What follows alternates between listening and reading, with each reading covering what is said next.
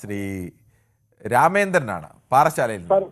ശ്രീ രാമേന്ദ്രൻ, താങ്കൾ സാർ, എനിക്ക് പറയാനുള്ളത് സാർ, ഈ ഇമാതിരി ഈ ഇതേപോലുള്ള ചോദ്യപേപ്പർ ചോർക്കുക, ഇങ്ങനെയുള്ള കാര്യങ്ങൾക്കെല്ലാം ശിക്ഷ വളരെ ഹലോ സാർ കേൾക്കാൻ പറഞ്ഞോളൂ.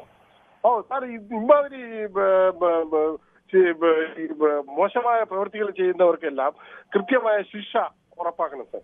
ശിക്ഷ എന്ന് പറഞ്ഞാൽ സാധാരണ ശിക്ഷ മാത്രം പോരാ. അതായത് ഇവരൊക്കെ കുറച്ച് ദിവസം കഴിയുമ്പോൾ വക്കീലിനെ വെച്ച് കോടതിയിൽ പോയി ജാമ്യം രക്ഷപ്പെട്ടു പോകും സാർ.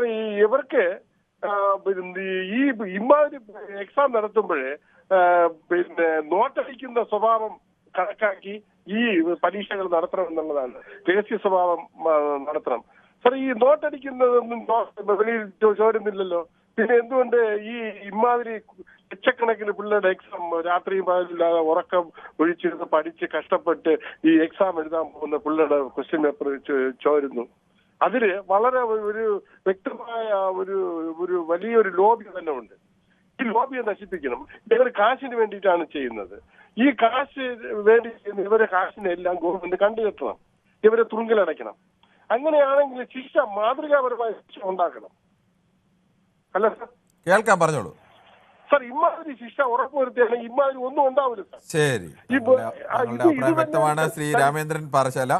നമുക്ക് വെള്ളമുഖത്തിൽ ചില കമന്റുകൾ കൂടി വായിക്കേണ്ടതുണ്ട്.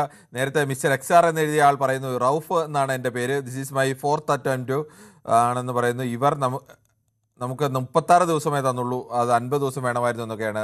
റൌഫ് ഒരു വിദ്യാർത്ഥിയാണ്, നീറ്റ് പരീക്ഷ എഴുതിക്കൊണ്ടിരുന്ന ഒരു വിദ്യാർത്ഥിയാണ്. മിസ്റ്റർ കിരൺ ഒരു സംശയം ചോദിച്ചോട്ടെ, ഈ മണിമല എങ്ങനെയാണ് എല്ലാ ദിവസവും 4:45 ഫോണിൽ വരുന്നത്? അത് അദ്ദേഹത്തോട് തന്നെ ചോദിക്കാൻ നിർവാഹമുള്ളൂ ശ്രീ ശശിധരൻ നായർ.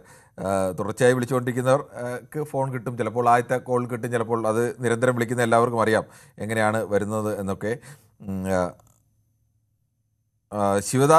ശിവദാസൻ TK പറയുന്നു, these type of malpractice can control by giving severe punishment to the culprit who has involve and there is no need for any control in Telegram എന്ന് പറയുന്നു. അവർക്ക് കഠിനമായ ശിക്ഷയാണ് നൽകേണ്ടത് എന്ന് സദാശിവൻ നായർ മണിമല ന്യൂസ് 18 ഫാമിലിയിൽപ്പെട്ട ആളാണ്. അദ്ദേഹത്തിന് അതിനുള്ള സൗകര്യം ഒരുക്കിയിട്ടുണ്ടെന്നൊക്കെ ശശിധരൻപിള്ള പറയുന്നത്. എന്തായാലും ഞങ്ങളാർക്കും അങ്ങനെ ഒരു സൗകര്യവും ഒരുക്കിയിട്ടില്ല. വിളിക്കാനൊരു നമ്പർ സൗകര്യമുണ്ട്, അത് എല്ലാവർക്കും ഒരുപോലെയുള്ള സൗകര്യമാണ്, ഒരാൾക്കും അതിന് പ്രത്യേകിച്ചൊരു സൗകര്യമില്ല. പിന്നീട് ഈ CPM-നെ കുറിച്ചുള്ള തർക്കത്തിലാണെന്ന് തോന്നുന്നു കൃഷ്ണൻകുട്ടിയും മറ്റ് ചിലരും ഒക്കെ ചേർന്ന്.